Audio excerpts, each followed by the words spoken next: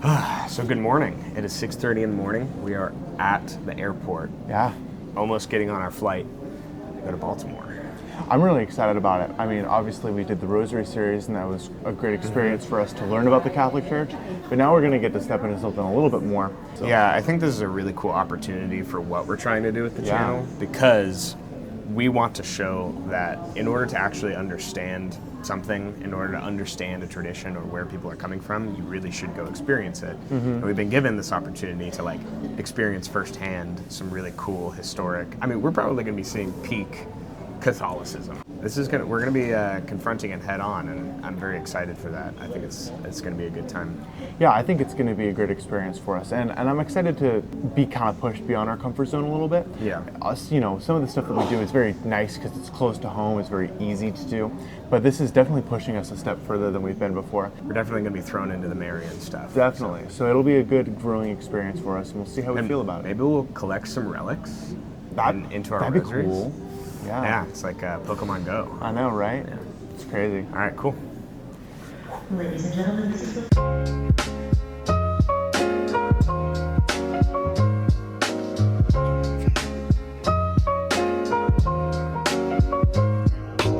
Immediately colder than California. It's far colder.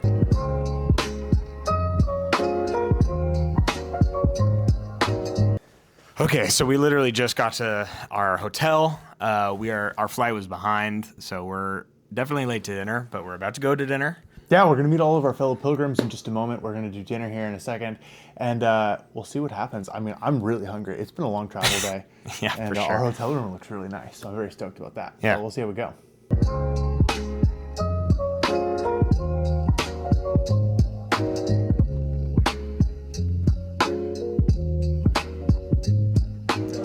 All right, Father Leo, the man of legend, you're the one that invited us on this trip. Tell us a bit about yourself for the audience that doesn't know. I'm a Catholic priest, but I'm also a professional chef. I'm the host and founder of an international faith and food movement called Plating Grace, a movement to bring families around the dinner table.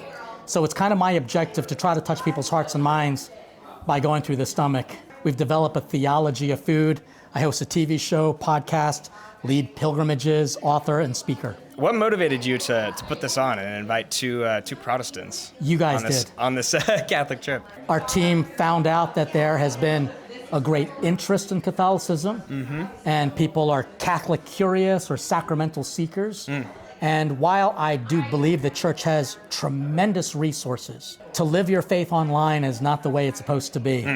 So I wanted to have an incarnational experience and provide something that Jesus did. He called it a come and see. If you want to learn more, just come together and let's taste and see the goodness of the Lord. Yeah, that's awesome. It aligns so well with what we've been trying to do. I mean, we've only been in this for 2 months, but we're really trying to push this idea that it's like a religious touch grass, where we have all these ideas about religion and about different church traditions, but if you don't go and experience it, you really have nothing to say about the topic. So this opportunity has been amazing. What do you hope that Micah and I get out of this? Well, to be honest with you, a couple things. First, a good experience of what we call the fullness of truth. That's what the term Catholic means. A lot of people think it means universal, and it's true because we're everywhere.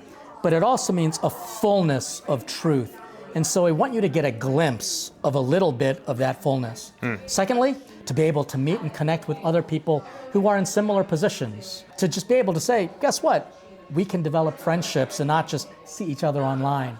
But then third, I just want to see God's children kind of enjoy themselves.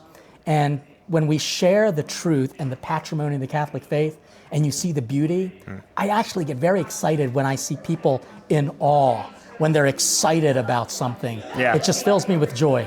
No, it's so awesome. We're already having a great time. It's been a pleasure to already meet the other pilgrims, and we're super excited about tomorrow, the next Awesome. couple days. Thank you. Pleasure.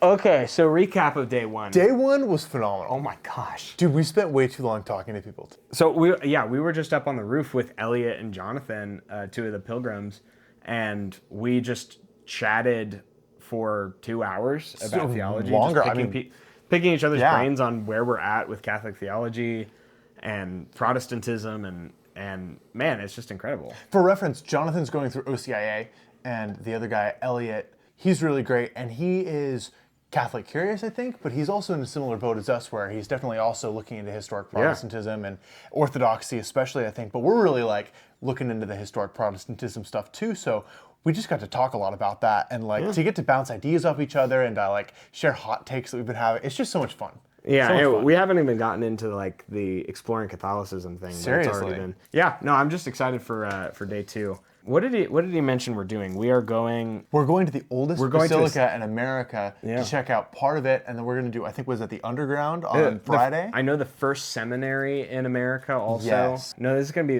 very cool. And then we're going to go to that shrine, so we've got a lot in store, but it should be really exciting. I'm super looking forward to it all.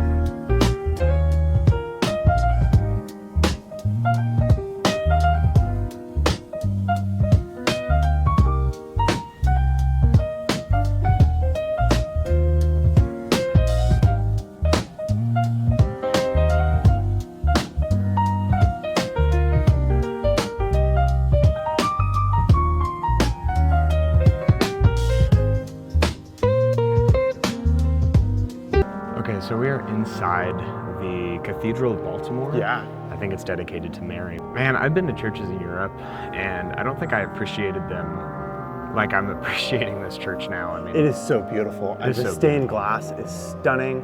every inch of this building has the gospel on it, which I think is really beautiful. I think you can definitely miss that. If you don't have knowledge of the gospel, you can miss what the walls are trying to say. But if you know about Catholic theology and you know about the gospel, every inch of it is just covered. Well, it's a stained testament to glass. the fact that they're not just all about Mary, because Jesus is in every single stained glass piece here. It is absolutely still Christocentric, and it is beautiful. What I will say is that, this space is overwhelming, and that can be a good thing. Yeah. And that I'm overwhelmed by the beauty, and it very much draws you closer to heaven in that sense.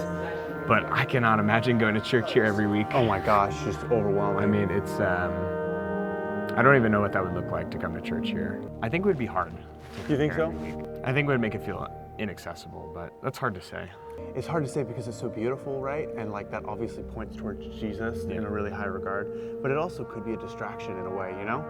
And I almost have to agree, and that's probably the Protestant in us saying all this stuff is a distraction, but the goal is that it would add to your faith and not subtract from it. I think we're on to we're on to the seminary, so we'll see you there.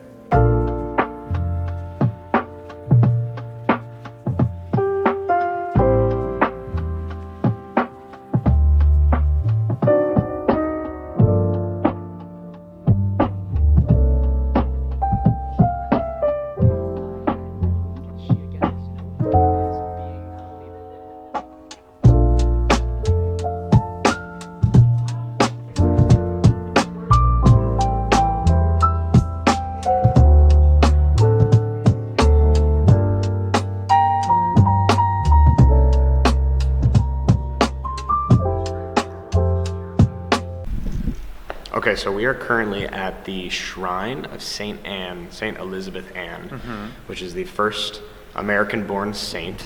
What we're also able to see is her remains are actually here. There's a tomb, and there is a relic. This was actually the first time of us seeing a first-class relic. A first-class relic, yeah, because it's a saint's bones, yeah. What did you think of that? I definitely think it's a little bit weird, because we've never seen anything quite like that before. I do think it's a little weird that, you come up and you touch it, and the classes of relics, I'm still not totally on board with that yet, but as far as admiring her life and having her tomb here, it's really cool to get to visit it. I think having the bones of someone that we all accept is in heaven, I think is really cool. It makes heaven it brings heaven down to us, and it makes heaven feel more attainable. So I've been touching my rosary to any of the relics we've come across. This is our first class relic. I've been doing it but I have to admit it feels a little silly as a Protestant. And Right. I really don't know how I feel about the practice. I think it does feel a little bit like superstition to me where I'm at right now, but it's definitely pretty rad. It's definitely different than what we both grew up with, so Totally cool different. experience. Definitely a cool experience. We're in a church right now. We're gonna see a mass. It's really pretty in here.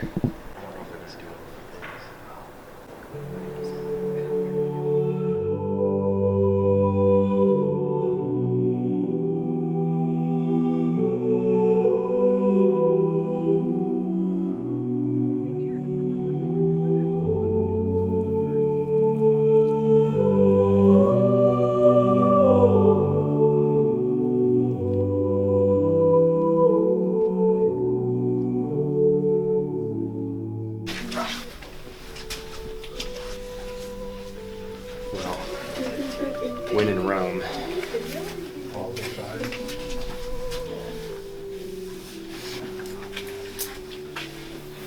So we put this in here. Okay. It was the best $2 I've ever spent, honestly. So talk about jam-packed day. I mean, man, first thing in the morning, we got about 4.5 hours of sleep. We headed to breakfast early in the morning, immediately got on a bus after that, and headed straight for the Baltimore Basilica. Yeah, First basilica in America. It was beautiful, big domes, stunning. And then the next stop that we had was the Gothic Cathedral. Gothic Cathedral, yes. Beautiful. I believe this is the Cathedral of Mary, our Queen. Yeah. I love Gothic architecture. I spent some time in Europe. I just found a love for Gothic architecture, and it just felt so grand and it was almost overwhelming. Almost the stained glass. The stained glass was like Just the light shining through. coming Oh my through. Was gosh, amazing. it made it like dreamy. Yeah. It was beautiful. Very We barely cool. had time to even record. I mean, Yeah. it was so jam-packed. Exactly. Right after that, we went to the seminary. So we met some seminarians. We had a mass there. So we actually experienced mass. And it was a training mass, no less. It was a training mass. And so Father Leo actually went through the different elements of the mass. I've only been to one other mass in my life. From there, we went to the shrine of Saint Elizabeth Ann, who was the first American saint. So we saw a relic for the first time. Wild. That was really great. I mean, all day I was collecting relics in my rosary. We went from seeing no relics ever to seeing 13 relics. Which, who knows how often that actually happens. Yeah, That who must knows be how crazy. often that happens, but wild.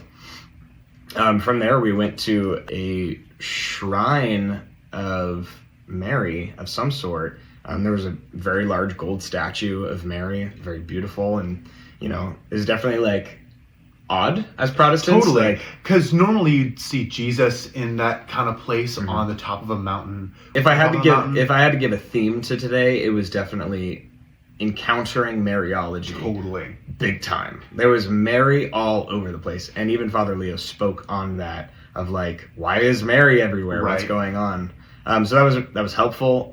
It definitely made me uncomfortable at times. It was just a lot all at once, but it was also very cool. Yeah, it's definitely different going from our traditional understanding of who Jesus and Mary are to them being slapped in the face with Mariology. Yeah. For a whole entire day. Everywhere you look, Mary's there. Yeah, it was wild. And yeah, that basically concluded our day. Again, we ended with just chatting with our fellow pilgrims, and it's just been so cool hearing everyone's thoughts. Everyone's kind of going through the same journey of discerning Catholicism and just confronting historic, like universal traditions, and it was just very cool to talk to everyone and figure out where they're at. That's been my favorite part, has been the people. Yeah. I've loved getting to know everybody that's been on this trip, and everybody has so many cool thoughts and ideas about theology and about the way that we interpret the Bible and the way that we see the world. It's been really cool to get to know everybody and to get to just talk with other creators who are like-minded. Well, and again, it's that idea of touching grass that we got to see firsthand a lot of what goes into the Catholic life, even down to the seminary level. We got to actually speak to a deacon who's going to be confirmed or ordained a priest in 6 months. We got every inch of what it looks like to believe in the Catholic faith, and again, overwhelming but very cool. Very cool.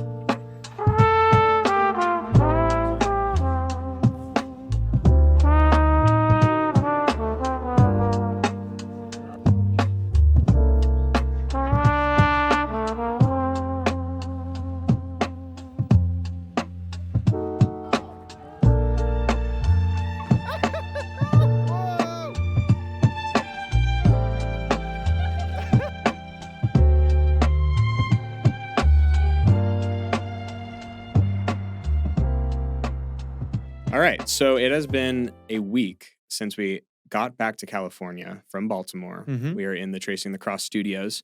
So we have kind of been sitting with some of these thoughts for a bit of time now.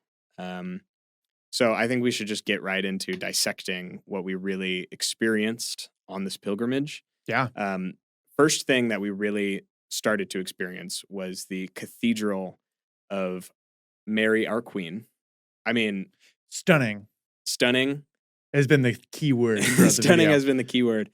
And I mean, truly, this was one of the most beautiful churches I have ever The been stained glass and the way that it projected light onto the walls Mhm. was out of this world. I Well, mean, and the big thing from that is like the amount of detail in that church. It's Totally. not just one sanctuary and there's stained glass on the walls. It's like there are passages that you could go behind. You can go behind the altar and there's another chapel behind that. There are they had chapels archway to the stones sides. Yeah. that sat over top of these archways, and the archway stones had engravings on them. Mhm. And I think I even got a shot of that, and it's really beautiful Yeah. the way that they laid those in. Now, from that, I think a word that I kept saying for sure was overwhelming. It was a space that truly felt like I didn't even know what to do with myself. And I think that's a lot of the purpose. A lot of the purpose of Catholic architecture is to bring heaven down to where you're like so overwhelmed by the architecture and the ornate depictions of the gospel. But kind of this question that came up was like, what would that do to you as a member of the laity? And I think that we both kind of decided it's very difficult as a layperson to just even be there. Yeah. And Especially someone non-Catholic. totally. And I think that if you're coming into something like that for the first time, especially as somebody who's not a Christian to begin with, it'd be extremely intimidating Mhm. to come into a church like that as your daily service, right? Not that that's the wrong thing to do. Yeah. It's beautiful and it absolutely does still point to God, but can you miss it? Yeah. Right?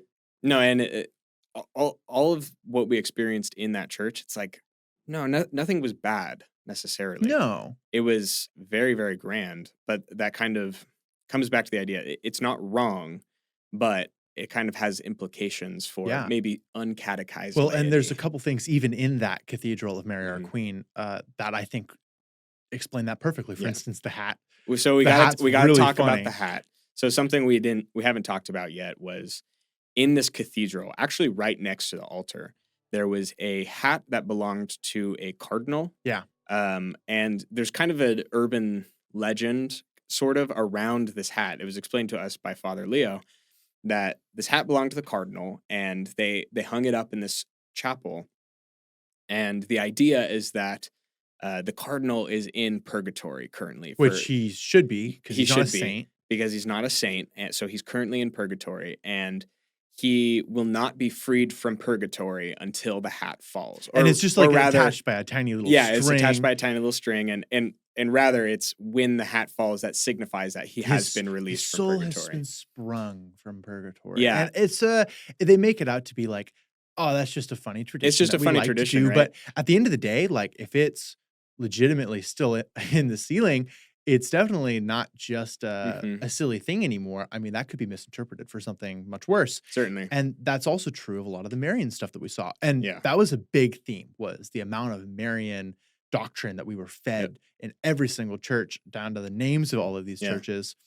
And again, that could be super misinterpreted. I Yeah. don't think that Mary does lead us to Christ in a large regard, but if she is the primary figure of much of these places, is she leading us to Christ or is she Yeah. standing on her own? Quite literally, we at one of the shrines, the Shrine of Our Lady of Lourdes, there was a 150-foot tall statue, gold statue of Mary. On a giant pillar. like pillar. It was a whole thing. So, I mean, man, that's really tough to I know Father Leo, every time we kind of came across a lot of Mary, he would say, "Yeah, I know. You guys are Protestants. You're probably thinking, what is going on with all this Mary stuff?" And, he proceeded to explain away a lot of the concerns most Protestants would have. And he does have a degree in Mariology. And he has a degree in Mariology. So he's able to explain it in a very technical way. To say, well, technically, Mary is always going to point us to Christ. She is only glorified because of Christ's power Yeah. working in her, and it's like, okay, That's all that true. totally fair. Yeah. But then there's also a 150-foot tall statue of Mary. So the question that begs is, does that stand? The question that begs is that enough evidence on its own to lead to Jesus, right? Mhm. Are you always going to be pointed to Jesus by a big gold statue, Right. or do you need an interpreter, right? Yeah. And to the laity, what's the most plain interpretation of that? And to me, it seems difficult to come to the conclusion Yeah. that Mary is always leading us to Christ. And I think that one of the things we've been talking about on our own is if it's not abundantly apparent what the Mhm. no, I'm going to rephrase this. If it's not explicitly. If Catholicism properly done and properly revered and properly catechized is super beautiful. Mm. And Catholicism that is not properly catechized Mhm. can be really difficult. Yeah. And it can lead people astray in some regards, because if it's not abundantly obvious, then it might take you down a path that you aren't led down Mm. by the Catholic Church, right? Yeah. You can be led astray. Well, and I think that leads into what we also experienced with relics, Mhm. because this was our first time seeing relics, interacting with them, being told about the legends, and also what I would say is like collecting relics in Right. So I brought my rosary Tink, with tink, me, tink, tink, tink. and I guess for the viewers that don't know, there's an idea that there's 3 classes of relics. First class relic is the body part of a saint who's in heaven. A second class relic is an object that belonged to that saint, something that they interacted with. And a third class relic is a sacramental, like a rosary, Mhm. that is touched to a first class or second class relic. Yes. So kind of the idea behind that is that you are showing dedication or asking for the intercession of a saint by touching your sacramental to their relic. I mean, first off, what's your initial thoughts of doing that as a practice? To be completely honest, it was really strange. And a lot of the times, it's a very small piece. Mhm. But when we went to the shrine of St. Anne, it was a rather large bone. And that's Mhm. pretty cool. And I don't know what I had in my head going into it. I think I expected the priest to kind of like take it from you and to Mhm. like bring it into some little gold box where they like open it up and they like touch it very gently and Do a then they little like prayer hand you over back. it. Yeah, they do a little prayer for you and then they hand your rosary back to you and you're like, it's touched the saint. Yeah. It's made contact. And the reality is it's behind some glass. And you just dink it to the side of the glass and there's some Yeah. transmutation that happens there. And that's about the end of it. Mhm. And it feels superstitious. And Yeah. I understand that this is a legitimate Catholic belief that a lot of people believe in. And I'm not knocking on that belief Yeah. as anti-Christian. I don't think that goes against Christian belief. But it's very hard But is for it me to see distracting? that Yeah. as a way that leads us to Christ. Well, and it felt so superstitious to me because I collected about 15 relics into my rosary. 13 in a day, no less. 13 in a day, and I could probably name you about 2 of the saints that are actually, I guess, collected Mhm. collected in my rosary, which feels contrary to the point. But Yeah. the actual practice that is taught, which is touch your sacramental to the relic, and it will gain a special place in prayer. The actual practice that's taught doesn't match what is maybe Totally. intended for it. And the reality is, relics do have some degree of power, and that can be disputed over which relics have power Sure. and what ones are going to fall into that category. But we absolutely see stories of Yeah. people touching the garments of Jesus and having full healings. And even the Yeah. garments of Paul have been known to do Yeah, healings. from So- scripture, it's like you can't ignore that. But those But- are apostolic, and it begs the question. Yeah. Does that 100%. transfer? Well, and does it kind of eliminate the point if there's kind of this fervor around relics that you go on pilgrimages to see and venerate relics? I mean, weirdly enough, we met someone in an Irish bar Yeah. in Baltimore that showed us 2 of his relics. One of them, I believe, was a relic of Saint Rita. I think so. I can't could remember. remembering wrong, but it smells like apples and flowers, That's pretty cool. which that's pretty neat. He didn't know what body part it was, though. He barely even It knew was the a story. speck. Yeah, it was a speck. realistically a pebble. He barely even knew the story of the saint. He also pulled out another relic after that was supposedly a relic of Saint Michael the Archangel. I didn't even see that. That's crazy. Yeah, and we looked it up after, and we're pretty sure that you can't have a relic Because he's an of an angel? of an archangel, but it's everyone. He pulled that out, and everyone still crowded around him and Right. tried and touched their sacramentals to it. And then you kind of question, like, maybe you could pull it out of scripture to this idea of relics, but is the Catholic Church doing this properly? Is And the you- Catholic Church distracting from the gospel because of this practice? They are absolutely doing it better, though, I will say, because you think back to medieval times, Sure. it was a disaster. Every church had thousands of relics, Yeah. and they all claimed to have specific pieces, and they've really pared it back from that. And I think that the idea of a pilgrimage is even really cool because Yeah. you're still going to experience a part of the church that will reveal something new to you. It's a learning experience. Sure. And our pilgrimage from that perspective was phenomenal. Yeah. We learned so much about the Catholic Church. Mhm. We learned so much about relics and about, seminaries and stuff like that. And I think from that perspective, really awesome experience. But from the perspective of now my rosary is a little bit more holy and I'm going to Mhm. go do this whole pilgrimage to make my rosary better. Yeah. I'm not convinced that's the reason you should go on a pilgrimage. Or even, there's a part from our perspective where we're like, wow, this is really great for our own knowledge, our Mhm. experience. We kind of built our catalog of understanding Catholics.